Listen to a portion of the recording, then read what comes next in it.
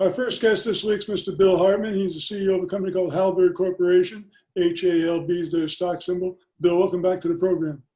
Thank you, Don. Always a pleasure. Now, you guys have been making a lot of progress with your COVID-19 programs. Tell us what's going on.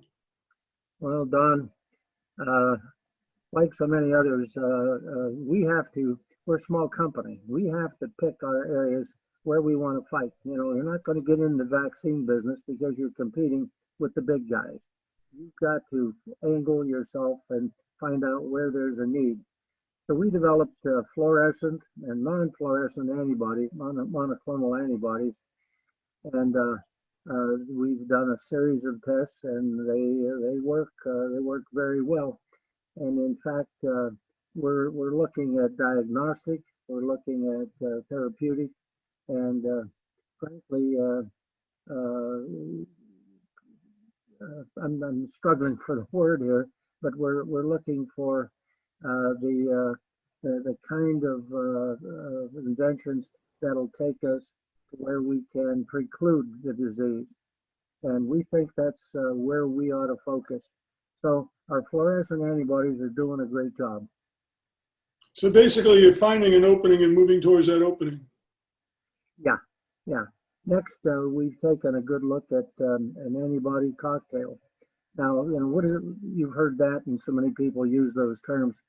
But an antibody cocktail, for example, if your antibody individually is 90% effective, by putting two of them in together in unison, you end up with a 99% effective.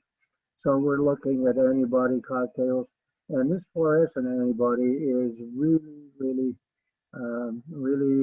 quite an invention for us. All of these, by the way, are patent pending.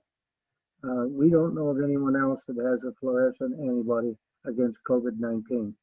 So obviously that's patent pending. And I'm going to discuss that in just a minute. Next area we've gone after is something that nobody really is doing to our knowledge. Again, that's where we have to focus. And that's the use of radio frequency to eliminate antibodies, disease antibodies. Disease antigens. Antibodies are the good guys, and antigens are the bad guys. This radio frequency, what we do, Don, is we encompass our antibody, the good guys, with a moiety, a metallic moiety. And what is that? That's just literally a particle that has, it's made and consists of a metallic, I don't want to say too much because I don't want to give away the technology, but at any rate, an antibody encompassed with a metallic moiety. And that in turn conjoins with an antigen. Now these have to be removed from the bloodstream, and we're using radio frequency to destroy the conjoined antibody, antigen, and metallic moiety. Now, Arizona State University is working with us on all of our antibodies and our fluorescent antibodies, etc. But we found, frankly, it's more advantageous to work with another university on this radio frequency. So we've started that. That work has just begun. Another area we're working on, again, where the other guys aren't, is an immunity booster. We've looked and done a lot of research. Our scientists have done a lot of research, and they've come up with a vitamin cocktail that doesn't have to be approved by the FDA. It can be over the counter. We also have one that has to be approved by the FDA, and we're working with a local congressman to get emergency use authorization, EUA. The over-the-counter version is frankly going to boost the immunity of the normal person against COVID-19. We think that's going to be a real winner. Even if you get the vaccine, the problem and all the problems with the vaccine, a lot of people are afraid of it, including some of our people. But at any rate, long story short, this immunity booster in fact, can be used by those that have received the vaccine or those that don't want to receive it. So we're pretty excited about that, and that's going to be for sale shortly. We've already started working with the mass distribution people, et cetera, and we're working with the manufacturers, several manufacturers, in fact, out of New York. We have some of our people were involved with vitamins in the past, and we've got somebody who can formulate exactly what we want. It's the exact combination. That's the key. Don, people can take these individual things, but they're not getting the right combination. Ours is going to be the right combination. And lastly, our last press release was really something. This patent pending fluorescent antibody, we found, frankly, that it fluoresces at varying degrees depending on the presence of and concentration of antibodies and antigens. So that literally means we can put this into some sort of a measuring device, and it can measure, number one, the degree of antibody or antigen in a bodily fluid, saliva or blood. Why is that important? Well, people that get the shot, are they really protected or not? You know, I've seen some publications where it can be as little as 2 to 4 months. Now, this, if you feel any you're in doubt, you can have this tested and find out the degree. Today, the current tests out there, to our knowledge, are basically yes and no, but they don't have degree. We are able to measure degree, and that can be huge. This is again patent pending, and we just put a press release out on that a couple days ago. So that's a big deal for us. Well, you mentioned an update on the patent situation. What can you tell us about that? Well, Don, we're working the items that are going to require FDA approval.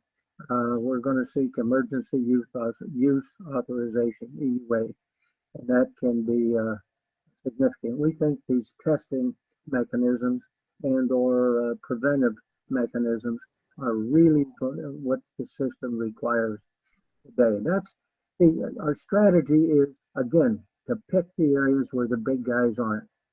And we put out, for example, just within the last 3 months, we put out 8 provisional patent applications. 8. That's huge. We have existing patents. We have 3 existing patents. Now, 2 that apply to the COVID area. But our patented work, by the way, can work on any disease, not just COVID. That's key.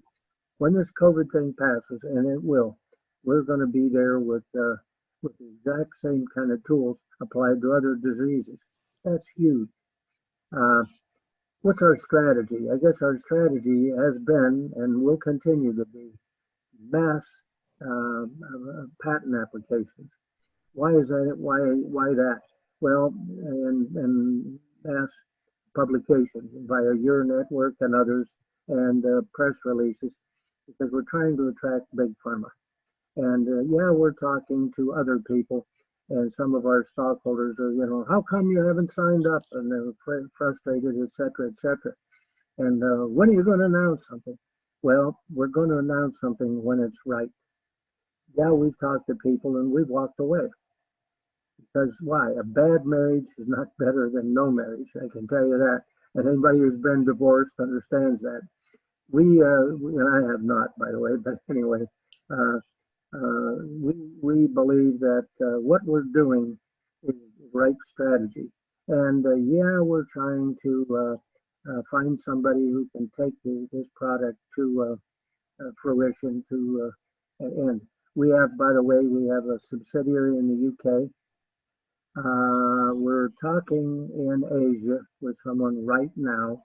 They're talking to us about putting a lot of money into the company, and we're frankly going to think about or propose. In fact, I have proposed setting up an Asian subsidiary, and of course the rules demand that they have 51%. We're also in Brazil. I have a great doctor down there with a lot of connections for doing testing, much less expensively than in the United States, and also an ex-large company pharmaceutical executive who owns his own company now. So he's also on our staff. So we have Halberd is a great company. Our future, our stock is way undervalued. Why is it undervalued? God knows why these day traders are trading at, we're in the 4-cent range, 3 to 4 cent range. I believe, frankly, it's going to be in the dollar range. As soon as we announce the completion of one of these technologies that is in fact going into production, and frankly, that's this immunity booster, that does not require FDA approval. Now we have a version that does require FDA approval. That is basically, we're going to call that COVID something max. And why do I not have the name? Because right now it's difficult. Anytime you use the word COVID or something close to it, and frankly, you have trouble with the FDA. So we're going to work around that. But once again, Bill, it's always an education talking to you. Halberd Corporation, HALB is a stock symbol. Great education, as I mentioned a moment ago. Tremendous update. Thanks so much for joining us. thank you, Don. Listen, I know I covered a lot and probably exceeded your time, but you know what? I could go on for an hour. I know you could. I love this. I love this work, and I love what we're doing. And frankly, it's going to benefit mankind. Thank you very much, Don, for everything you do.